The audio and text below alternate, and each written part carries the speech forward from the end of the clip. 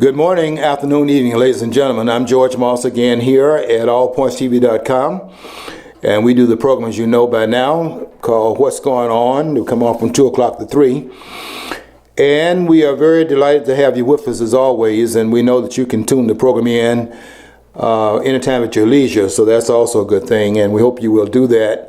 We know sometimes you're not here at 2 o'clock to watch it live, and the studio is doing so much behind the scenes and so much work. We hope you will tune it in at your convenience, and you will in fact let us know how you feel about what we're doing here at the studio, because all the programs here that we're doing, I can tell you from my own experience and also what I see going on behind the scenes, that people are working hard to bring you the best programs they can here, because there's a lot of competition out there. So competition is good. And what it does, it kind of regulates you without the government having to get involved in it. And it makes you have to do your best job, because persons can spend their time otherwise. And you'll see this when you go to these restaurants. You'll see them always doing something above what the competitor's doing. They're not compelled to do it, but because of competition, they have to do something that is above the pale, because not to do it, the other guy gets the business. And so you'll see some of them running to the door. You getting ready to leave, run to the door. Well, we went to a place yesterday, and the people would know it here in this county is up the street a ways, and they are the place known for the chicken. And you get enough to you always get a second helping of it, because it's all you can eat, provided you pay the regular price for it. Of course, I go there when they give us a coupon. And so we were there, and I think they know when you say that you want another order of the chicken, that you want to pack it up and bring it home so you can have a meal the next day. But they let you do it, because that brings the customers out, and if they say no, and then you don't have any customers, or you don't have the number of customers you have otherwise, and so those customers that get a second meal out of it go there because they know they can get the additional helping and then bring it home, as we did. So the point is just that competition is a good thing, and we know that people's time is precious to them as it is to us, and so we know that you could be spending your hour away from the studio, and so we hope what we're doing here is a quality program that will attract your attention, and you will in fact spend your time with us. I want to tell you something. I'm starting a little bit late today because I wrote what I think is the most important article that I've written on Facebook, and I think I've been on Facebook for about as long as I've been here at the studio, and I think that this article that I did today, and really I did part 2 today. I did part 1 yesterday. And in this article where I'm trying to analyze what's going on in the political arena and everything, every day something is going on that changes well, I don't know if it changes the landscape. It brings more of what is happening into public view. And what I want to do is try to spend some time on Facebook and also here to try to elaborate upon what it is that we're looking at, because sometimes what we're seeing is so outside of the norm based upon what we've been taught in the public school system. Don't forget, it's government control. That is so far out of the norm what we've been taught that we really can't always understand what it is that we're looking at. And I don't think anybody could have ever imagine in their wildest dreams we'd be looking at the things we're looking at right now. What we're looking at is corruption that is now out into the open. I think Donald Trump's campaign has done a service just in that genre alone. Even if he does not win the election, and even if he doesn't win the nomination, which that would be a travesty given how the voters have gone to the polls and have given him more votes and more delegates than anyone else has, it'll be a tragedy if that does not happen, that he gets a nomination. How the general election comes out on November the 8th, that's another matter. We'll get there when we get there. But we're already now at the end of the process as far as the delegation is concerned, with the last votes taking place in California on June the 7th. I think they have 172 delegates that are available at that point. But when I came to the studio a little bit late today because what I was writing about I thought was very important. I wanted to get it up as soon as possible because I think that this election, quite frankly, with the candidates is in there right now, and I'm talking about basically in the Republican Party, because I think we've all agreed that Hillary Clinton would get the nomination in the Democratic Party, so I kind of left that alone. I want to analyze what's going on in the Republican Party with the three persons that are left standing out of the 17 candidates that started when this campaign got underway in June 16th to be exact. And now we have the last three persons standing. One of the candidates is not a male, been identified as standing. That's Colin Farina, who came back through the Hail Mary pass was thrown by Ted Cruz on Wednesday because he had taken such a drubbing on Tuesday of last week. He had to do something to to break up the fact that there was a trouncing at the polls last Tuesday. Now, 2 weeks ago, Tuesday, there was the election held in New York, and of the 92 delegates, there were 95 delegates that were to be allocated from the vote in New York. Donald Trump had at least 92 of them, and it might have been 93, but I think he had 92 of the delegates there, and not a single one went to Ted Cruz.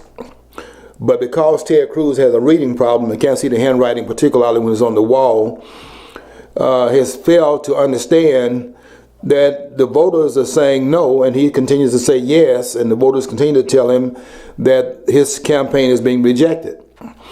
And last Tuesday, there were 5 states, you can count them for yourselves, and each one of those states, the rejection was so total and absolute that in the 5 states, Cruz not only lost every one of the states, but lost every county in every one of the states, as did John Kasich, by the way. But John Kasich came in second in 4 of those 5 states.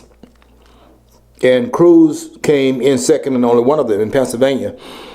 But in the other 4 states out of the 5, Cruz didn't even come in second. Yet he's continuing to run. But tomorrow, and this is what I was writing about in my post today, Ted Cruz can run, but he can't hide, because tomorrow the final nail in his coffin is going to be laid in Indiana, based upon the poll numbers. And the question you have to raise, quite frankly, is why are these 2 men continuing to run when they don't have a path directly through the voting process to the nomination? I mean, John Kasich, for example, has fewer delegates at this point than Marco Rubio, who bowed out of the campaign, at least weeks ago, maybe as much as a month and a half ago. I can't remember the exact date in which he bowed out, but I know it's been a while. And he has more delegates at this point that John Kasich has, more delegates than John Kasich has, although John Kasich stayed the course and still in the race. He doesn't have as many delegates at this point than Marco Rubio did. So why is he hanging around when he needs I think that the latest statistics show that he would need 125 to 30% of the remaining delegates in order to get all the remaining delegates, and he still might not have enough to go in there with the 1237 that's needed to become the nominee, according to what they're stating right now. And you know what, that may even change because of all the things that are going on behind the scenes in order to wreck this process, because the candidate of their choice is one of the persons that's inside of the establishment, and all those candidates, with the exception of the 2 still standing, one more so than the other, accepted as part of the establishment than the other. Kasich would be the one they would prefer, but how do you get Kasich over Cruz? And so Cruz, who is not their preference, but certainly doing better than Kasich, they're going with him as being the candidate. So what they don't want at all costs is Donald Trump. And that is true because they don't want Trump because Trump is a true outsider. And anytime they see somebody financing their own campaign and they don't have the tentacles into his candidacy, that's a problem. Because what the donors want and what the political power structure wants, those behind the scenes want, is someone who they can put their tentacles into and control and direct and use as a puppet and place them in front of the American people. And Donald Trump is not the one. And that's a problem for them. And what you're seeing is all kinds of things that are going on to change that and to undermine it, because there's a direct line between the candidate and the American people, and they do not want that direct line because it cuts them out. I'm sorry to say this, but we do not have free, I should say, not even free elections in this country. We don't even have a free country anymore. And I'm going to be talking about where we got off the kilter using the book called Organized Crime by Thomas De Lorenzo, and I want to, which is the subtitle is called The Unvarnished Truth About Government. And what I'm going to read here is what I'll be reading are some of the comments that De Lorenzo made about the tax structure in the country and how this country is being transformed in front of our very eyes into a socialist country, and how they're doing it and what this portends for the future. But there is underneath the surface kind of contingency plan being worked out and carried forward, really in front of the American people, that they can just see what is really going on. It's not so much behind the scenes anymore. It's going on in front of their faces, but many persons cannot discern what they're looking at because they believe in certain things based upon the way in which the educational system, which, don't forget, is government control, has actually directed their worldview to make them not really believe their lying eyes, but believe the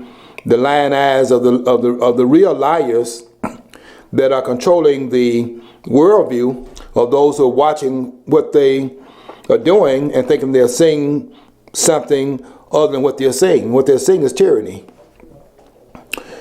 I mean, that's what we're looking at in this country today. I mean, you can't say anything anymore in the country. And they reduce us down, quite frankly, to such a level of idiocy that we're even now discussing what bathrooms that people are supposed to use. I mean, it doesn't get any more idiotic than that. We now we can't even decide what bathrooms we ought to use in public. And I have to tell you, I was very glad to read that one of the stores, I'll mention the name, Target. One of the reports is that Target has lost $1.5 billion because people are rejecting this political correctness. That a person can claim a gender identity. You know, we've already gone past people choosing their own race now.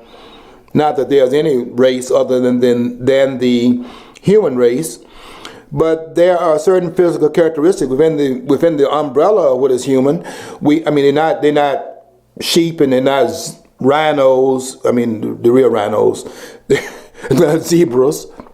I mean, they're human beings. So we're all under the umbrella of human beings. But when you want to become more specific, because people like to look at defining characteristics, and then we're making some up. I'm going to tell you why they're doing that, by the way, and why they're making some other things up. And that's the reason why they're doing that. But I'll talk about that as well. I didn't intend to talk about that, but I'll bring that into the conversation as well. Just so you know.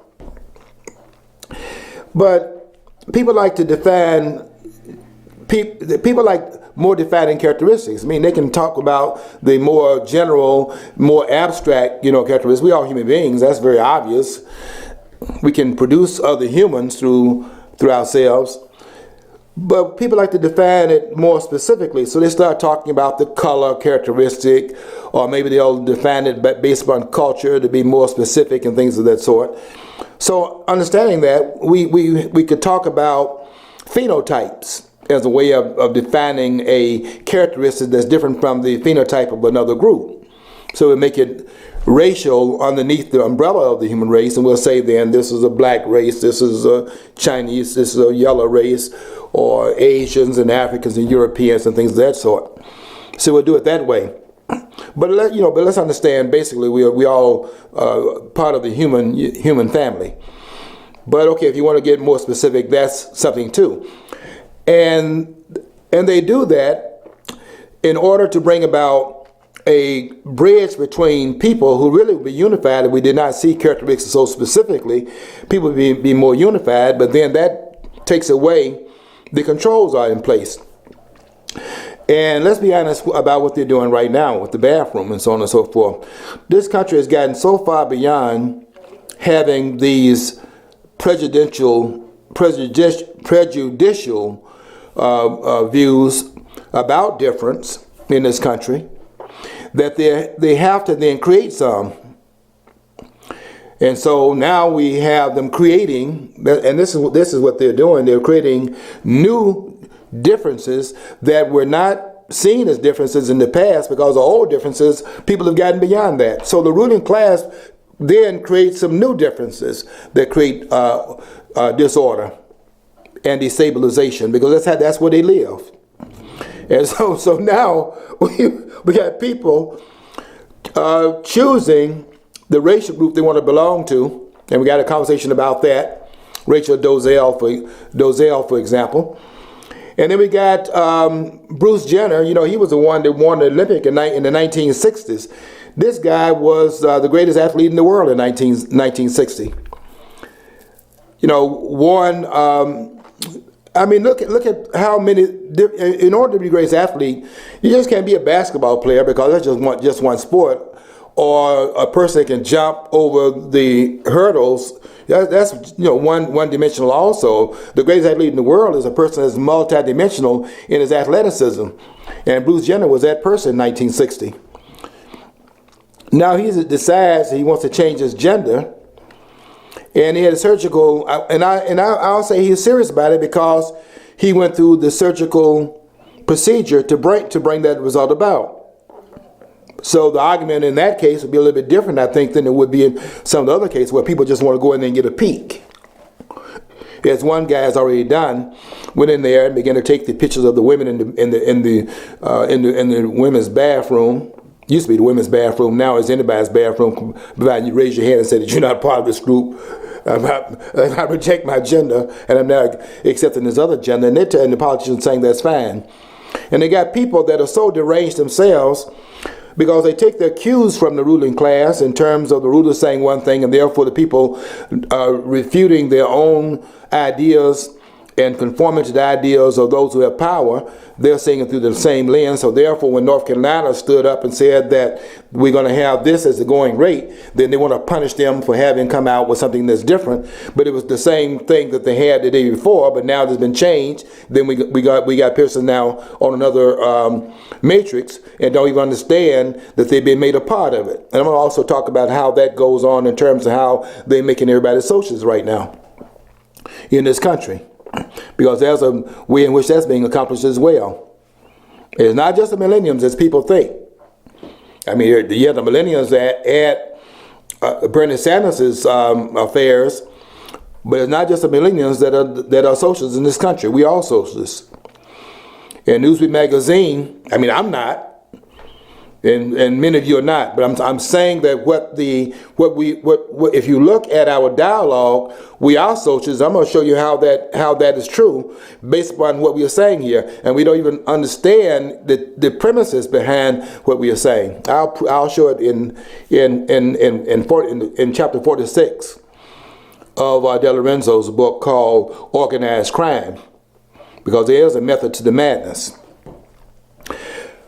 Anyway, and I'm writing. The reason why I came to the studio a little bit late was because I had to put this up, because I know that tomorrow is a critical day, because Indiana has an opportunity now to speak very loudly to the rulers, and we do have rulers in this country. That's why this country is not free. It's not a free country anymore. And I would put the onus of the freedom being lost at a fundamental change that occurred in this country in 1913. I think that's when America stopped being free. It was on the road. It was on the road, but it wasn't possible to take the freedom from the people in this country until two seismic changes were made in the political landscape in this country. And one of them was the passage of the 16th Amendment in 1913, the federal income tax. And the second one was, in fact, what happened in Amendment 17. I mean, how many of these amendments were passed during this progressive era of Woodrow Wilson's term?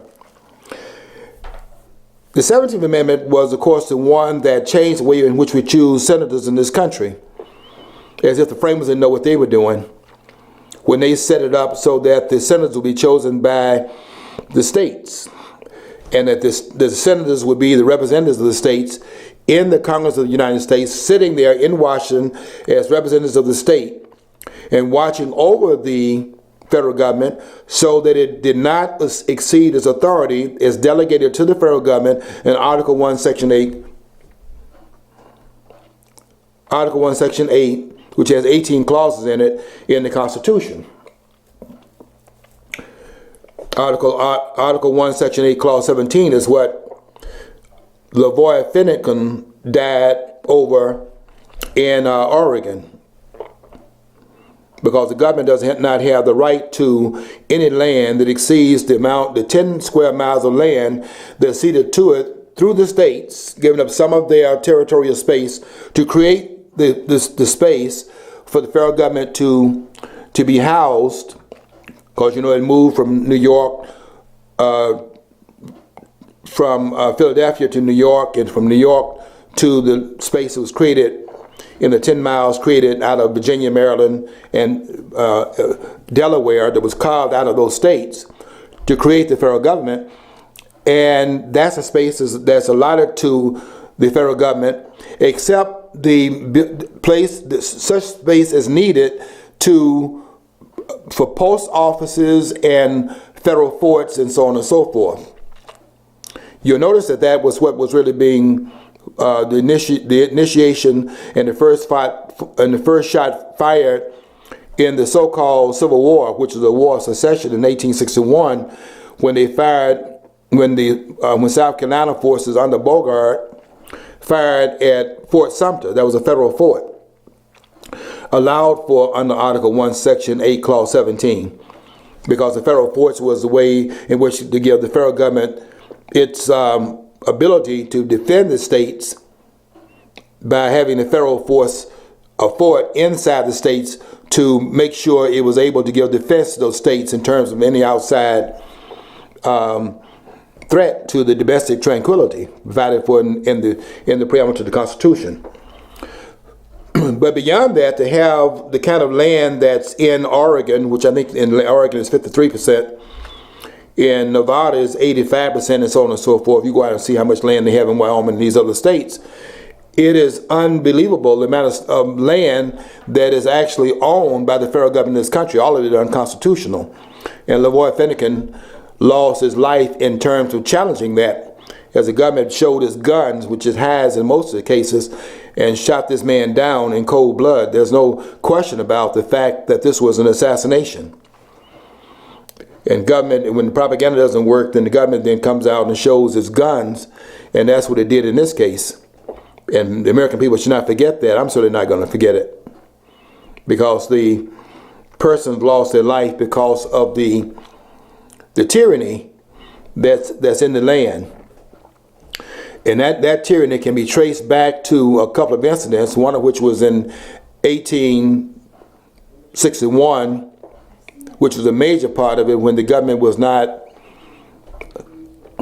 when the southern governments stood up and decided they were going to exercise their right to secede from the Union, and they did it because of government tyranny. You can say what you want to about it. I just got through writing an article about Juneteenth. which one of the persons that sponsors that here locally asked me to write on Juneteenth, and he said, but be positive about it, and I was positive about it. I said Juneteenth is an important day, but understand the limitations of Juneteenth and understand what it was designed to do. It didn't free all the slaves. It took the slaves out of the. It spoke to the slaves in the rebellious states. It did not do anything for the slaves in the states that were not rebelling against the Union, and it wasn't intended for that purpose. It was a military document issued in duress by the North that thought that this war was going to be ended overnight, and the resistance was greater than what they thought it was. And they had to bring out what Frederick Douglass was talking about when Frederick Douglass was saying that you're fighting with your right hand with your left hand tied behind your back. The left hand being the slaves. They were doing the work while it released people to go to the battlefield and do the war, conduct the war. And Lincoln decided to bring out to fight this war with both his right hand and his left hand, and that's why the Emancipation Proclamation was issued. Anyway, I did an article on Juneteenth, which is a representation of June 19th, 1865, when the found slaves, the last slaves that were freed under the Emancipation Proclamation, not the found slaves freed in the country, but the last slaves freed under the Emancipation Proclamation. And it's important because of its standing as the last slaves that were freed under the first part of that which ended slavery in the United States. So that's an important date in American history, and I wanted to write it. I think he was afraid that I would say, well, it didn't free all the slaves. Well, it didn't free all the slaves, but it's important because it's another step in the march toward freedom, which every generation has to continue that march, because freedom will never be free and is never going to be secured. Every generation must do its work. And so I try to put it in that genre that we still have work to do, and we have our work to do here now. Just as they had their work to do during that time period, we have work to do in 2016. And our work is to take this bull by the horns and seize the times that we're in right now in this campaign that's running afoul of the vested political interests, and take it for what it's worth and run with it, not because there is this flawlessness in the candidate that we have in Donald Trump, but because Donald Trump can be a battering ram against those purveyors. They're taking freedom away from the American people and suborning it to the extent that this country is less free than what it should be. But the beginning of it is not in this time period. Just as what is happening to Donald Trump in the Republican Party did not just start in this time period. A lot of people think it's just something aimed at Donald Trump, and that's not true. That's not true. This goes back, and they're even saying this goes back to the beginning of, they say 160 years ago, but if you subtract and do the math, we're talking about in the time period of 1854, which was a time period in which the Republican Party was founded. And I have given myself an assignment, because I have to go back now and look at why the Whig Party, went out of existence and the Republican Party was created in its place. And now I have to go back and put together why that occurred, because that was a cataclysmic and seismic change that occurred in the political order, and we have to find out why that occurred. Why? Because 6 years after the Republican Party is founded, Abraham Lincoln is now the president of the United States, elected in that year. And how did that happen within a 6-year period of time? And why did that party get created in the first place? What was going on there? That's an assignment. And I've taken it upon myself to go back and do that research piece, because out of the Whig Party, which Abraham Lincoln was a Whig, comes the other party.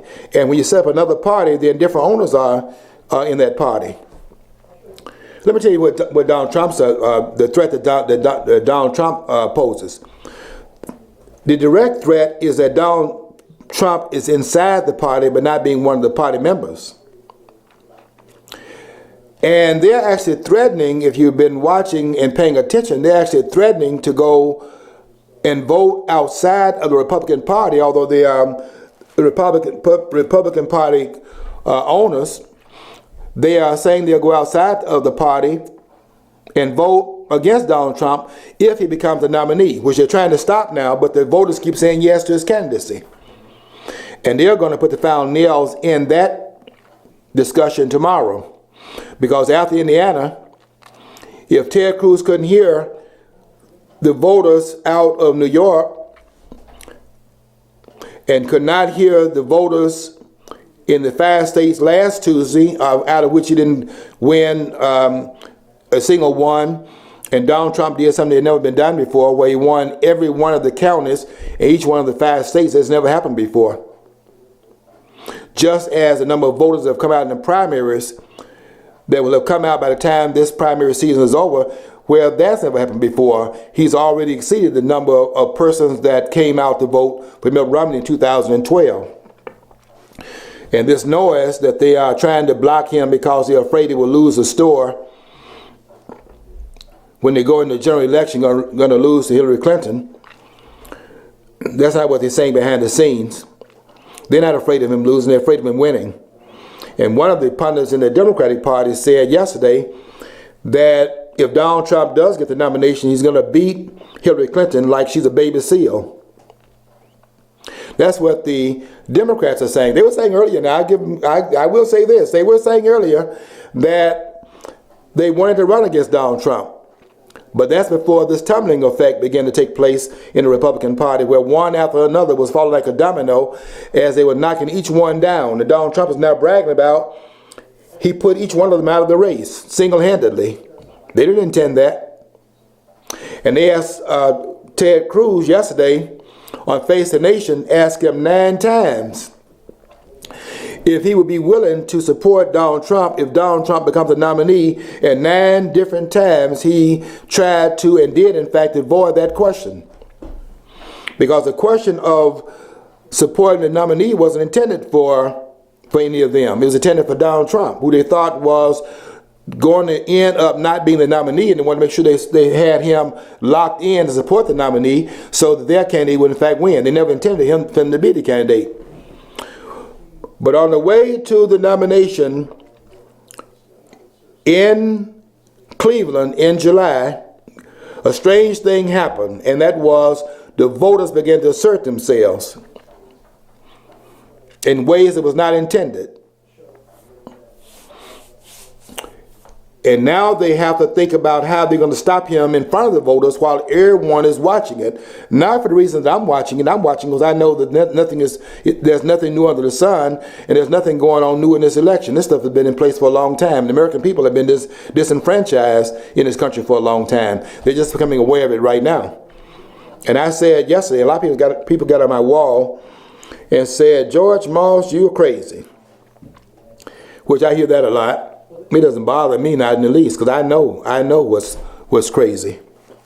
What's crazy is for people to have their eyes closed when they are being enslaved in this country, and they not only cannot cry out against enslavement, but don't even see it,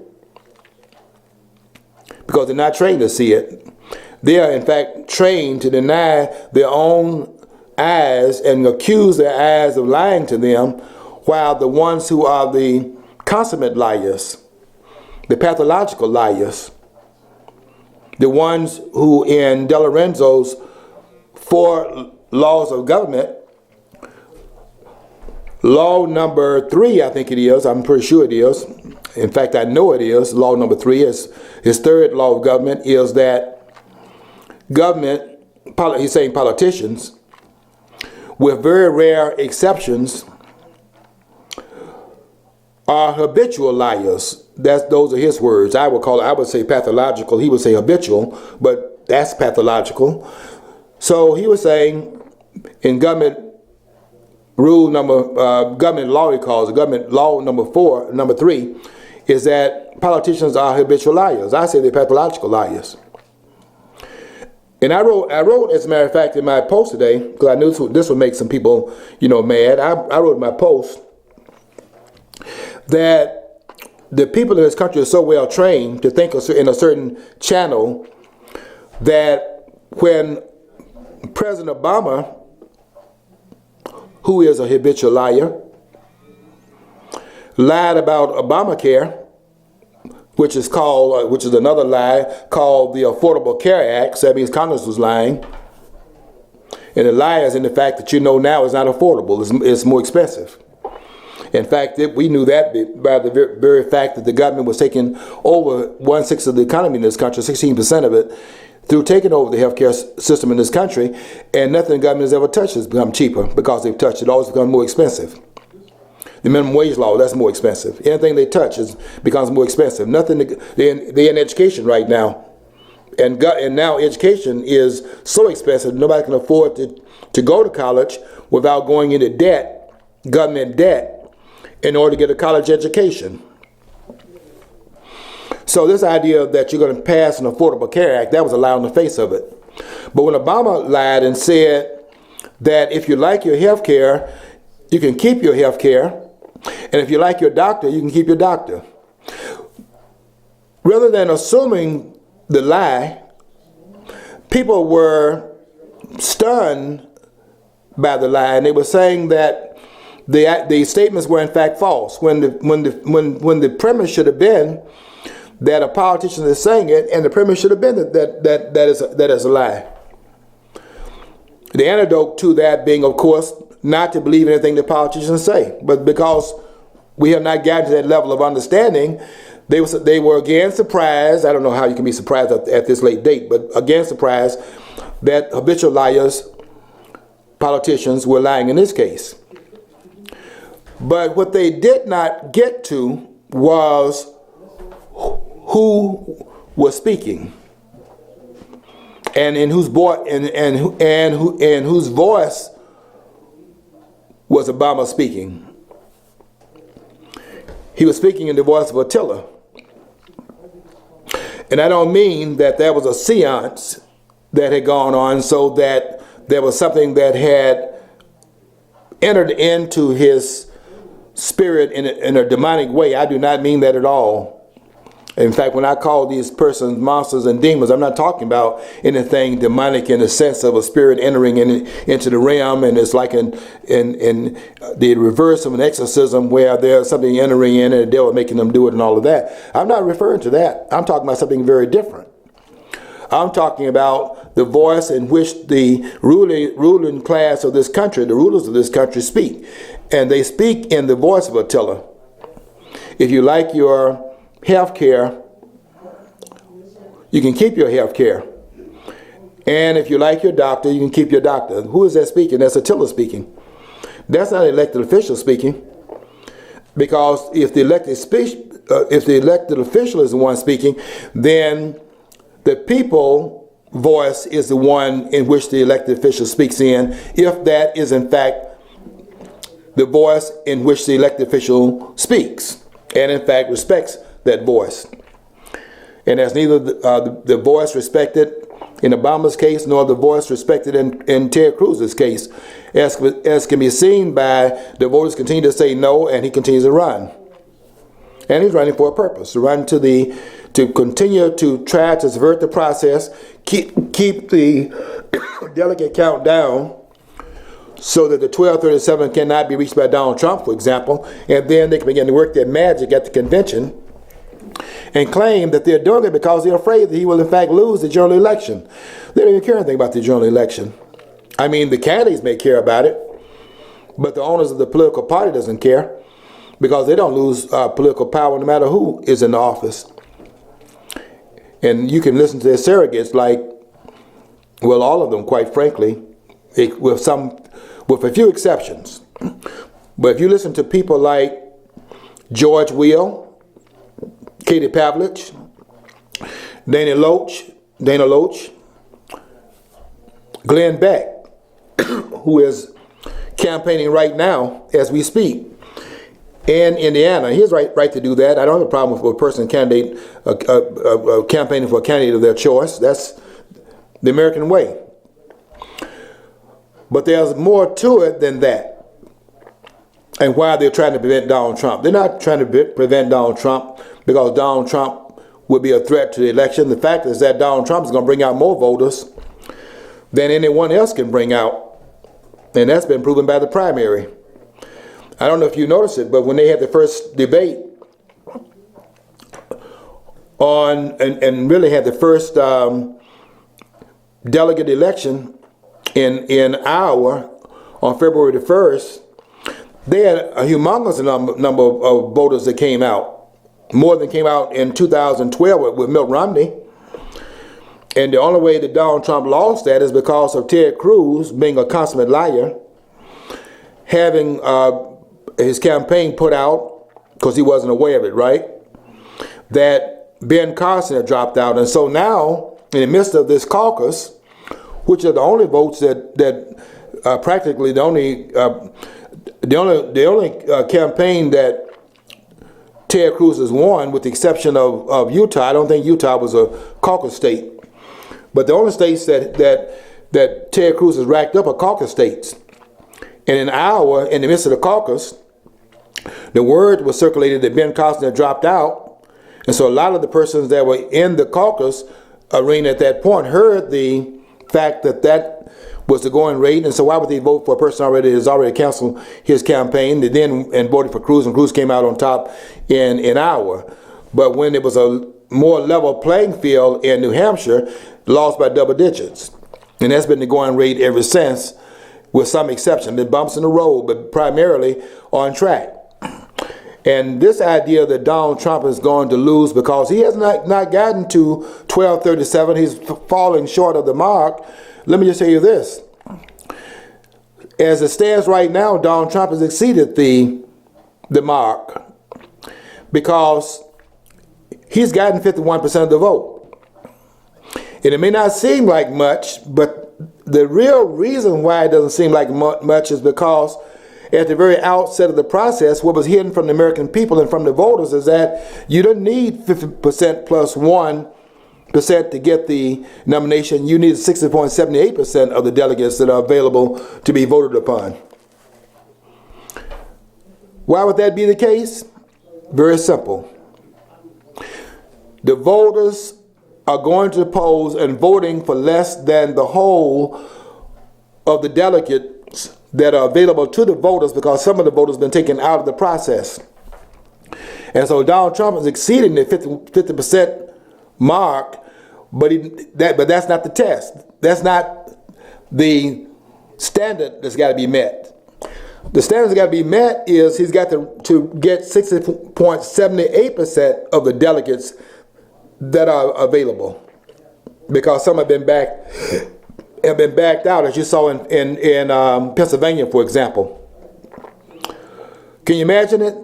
3 candidates vying for the delegates in Pennsylvania, 71 delegates in Pennsylvania, but only 17 of them are being voted upon by the voters. That means 54 of those delegates are not even in the mix that they're voting for. And that has gone on throughout the delegate process by those that are manipulating from behind the scenes, making it appear democratic, when what it actually is an autocratic system. And they don't expect anybody to figure this thing out, because the complexity is such and is so well concealed that you cannot, with the 9-to-5 job and paying your bills and going to work every day and all, you just don't have the time to sit there and do this homework necessary, because you have to do it as a job. I mean, to me, it's a job, because I don't get paid for it, but I consider it a job. I spend a lot of time, on the computer, looking at all the articles that come out on a daily basis. I go to George first of all and see what the articles are, and I pick out the ones that I need to read. And I analyze those articles and spend time putting the pieces together. And I do that every day, because I'm in the public glare on Facebook, and I try to make sure that those that don't have the time to spend with trying to disaggregate what's going on, as I do, I try to make sure that I'm kind of out there with the 4 or 5 people that I can influence along the lines, and they have 4 or 5 they can influence, and we can be a network of information, and it just spreads out exponentially. And if it's just 1 or 2 persons, I still would do it, because I'm trying to do my particular part to get some information in the public domain that would not be there if I was not doing my part to do what I can to inform the public. And it may not be much, but it's something. And I can tell you that Donald Trump has exceeded the standard, but not the standard they put in place that's above the majoritarian standard they keep on talking about that they're appealing to. They're not appealing to the majoritarian standard. They have raised the standard above that behind the American people's back, and you need 60.78% of the delegates that are available, not 51%. But the 51% mark has already been met by Donald Trump. But they're now saying, well, he doesn't have 1237. Well, hello. We haven't gotten to the end of the process yet. We are just about 3/4 of the way. The other 1/4 of the process is yet to be borne out, and one part of this is Indiana. And Donald Trump is leading by double digits at that point. If you remember, Ted Cruz was saying last week when he lost all 5 states on the eastern part of the country, the perimeter of the eastern part of the nation, he was saying, well, that wasn't his strong suit. So he didn't have to listen to those voters. I mean, that was not his strong suit.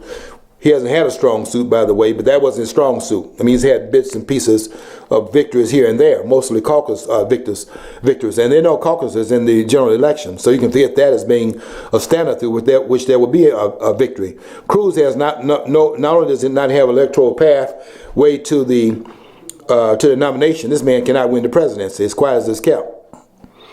Donald Trump is the only one in the Republican Party right now who can win the general election against Hillary Clinton.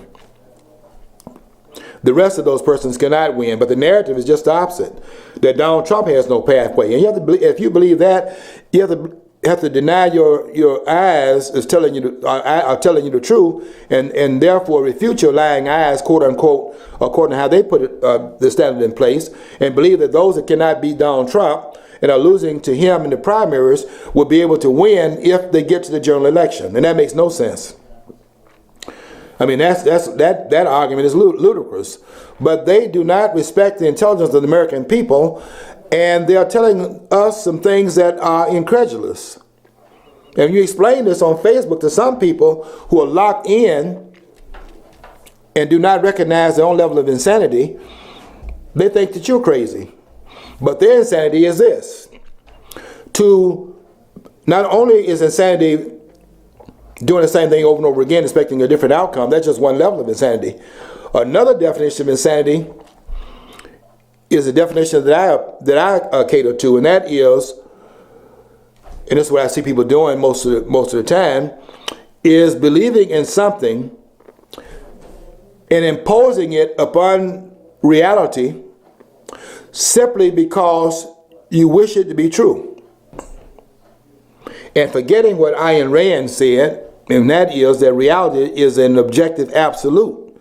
And she did say that you may well be able to avoid reality. You can avoid reality. But the caveat is that you cannot avoid the consequences of avoiding reality.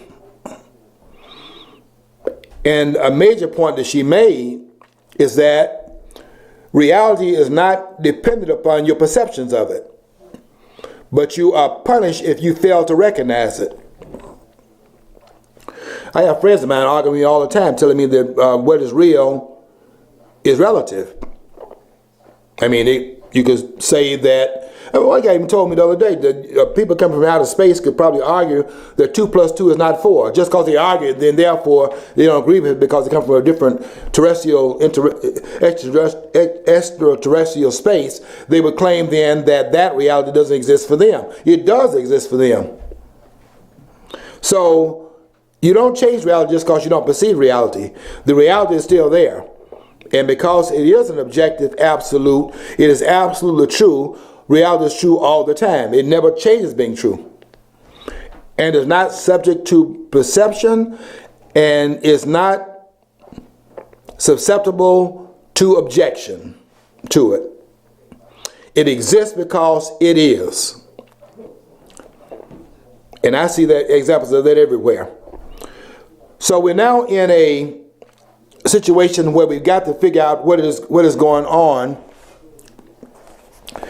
that's causing this country to be transformed right before the eyes of the American people. Let me put my specs on here because I have to read this before we get off the air and read it exactly the way it is. Here is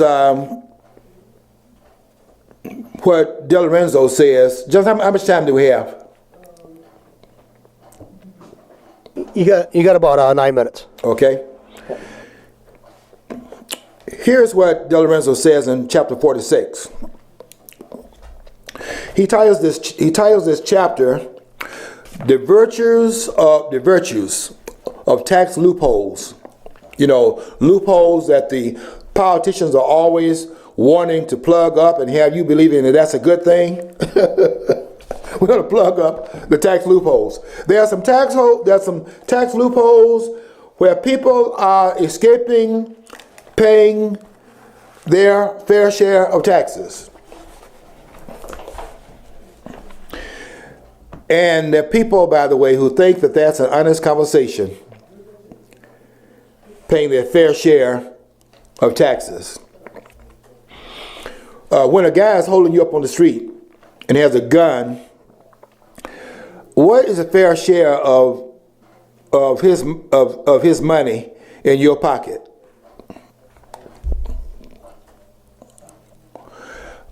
Why don't you just simply tell the person holding a gun on you that, okay, we're going to negotiate here, and your fair share of the money that I earn is for you to get 20% or 25% or 30%,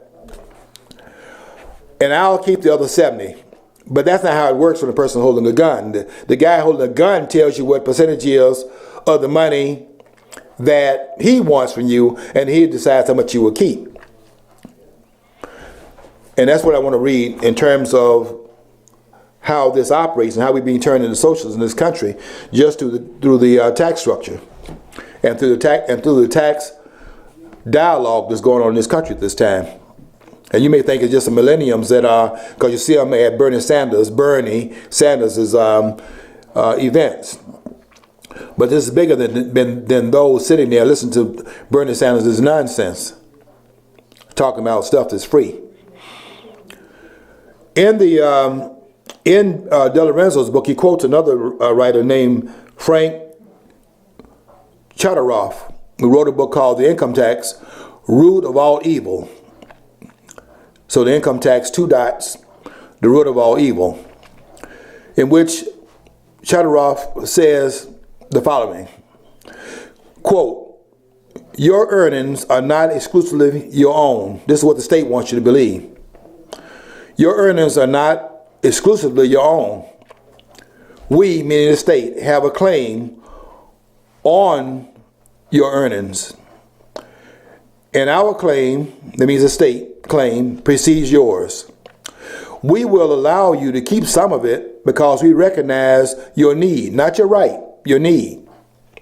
In other words, if they recognize your right, then they don't have a right to your money. But if you recognize your need, then they're saying they're right to your money, but they recognize that you need some of it yourself. And so forth. Therefore, they're letting you keep some of it because they recognize your need.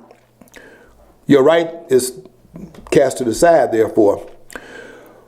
But whatever we grant you, meaning talking as a state, but whatever we grant you for yourself is for us to decide. Furthermore, the amount of your earnings that you may retain for yourself is determined by the needs of government, and you have nothing to say about it. Now, let me show you how your part comes into it, by how you are trained to talk in this coercive situation.